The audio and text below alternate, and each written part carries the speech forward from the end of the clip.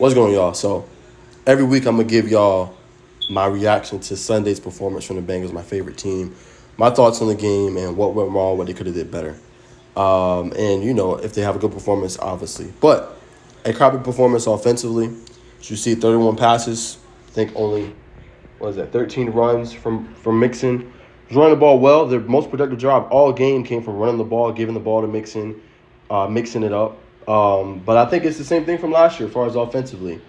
Pass the ball too much, right? And I think what can be understated about offensively is how important preseason reps are. Now, Burrow was hurt, had a calf injury, didn't look as sharp, weather played a factor. So hopefully we can flush this game and it's not a telltale of the season. So I don't want to overreact because it is just week one. There's 16 more to go, so we'll see what happens. But, again, your defense, to me, I know you see the 24 points, they can't play no better, right? And we're going to dive into depth of that, too, and then get back to the offense. All right, so let's take a look at the defensive performance. 16-29, 154, TD, interception. Did pretty well, right? First half, it was only, I think it was 10-3 or 10-0, right? Second half, they get the stop, but the defense forced a fumble. They forced an interception. Zach Carter, real good tip. 100 yards rushing for Chubb. I mean, you don't really want to see that. But overall, see how many carries he had to get, 18. But what I like about Cleveland is they mix it up, right? They're known for running the ball. They got good weapons offensively in Amari Cooper, Elijah Moore, David Njoku. But Cleveland does a really good job play calling, especially in the Kevin Stefanski, with just mixing it up, right? And it helps their offense and their play action and their game because they're not so one-dimensional. And I think that's where the Bengals struggle. But the defense, to me, kept them in the game the whole time, right? The last one was 4th down and 5. They had to go for it. And I was kind of like, okay, hey, this is the game right here.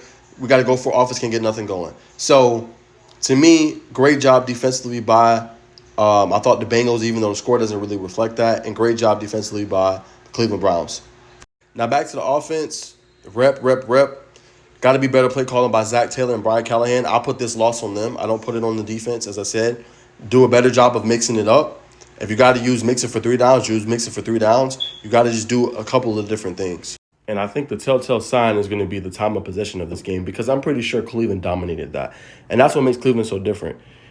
They can throw the ball with Deshaun, they can run it with Chubb, and they can kill clock, especially if they get a lead. So this is our kryptonite, right? We, for some reason, every time we play the Browns, we cannot play well.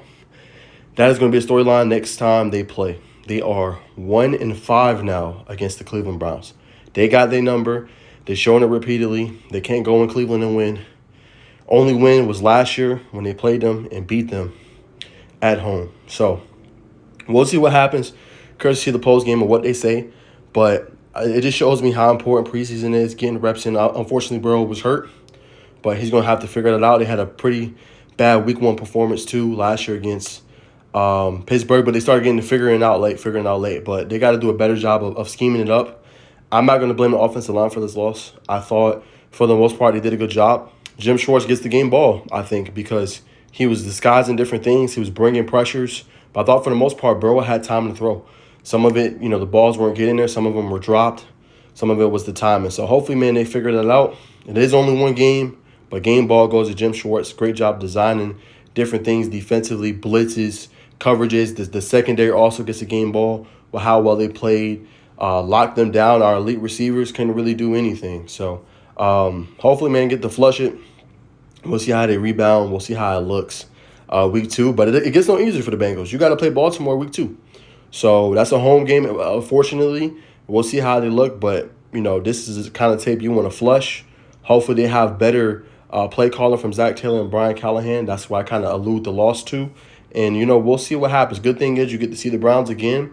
You get another division game next week to fix it and get better. So that's my honest thoughts. We'll see what happens. But Burrow got to play better. The offense got to be better. You cannot put your defense on the field for that long, expect to win, especially with them forcing 2 turnovers, limited the Browns for the most part.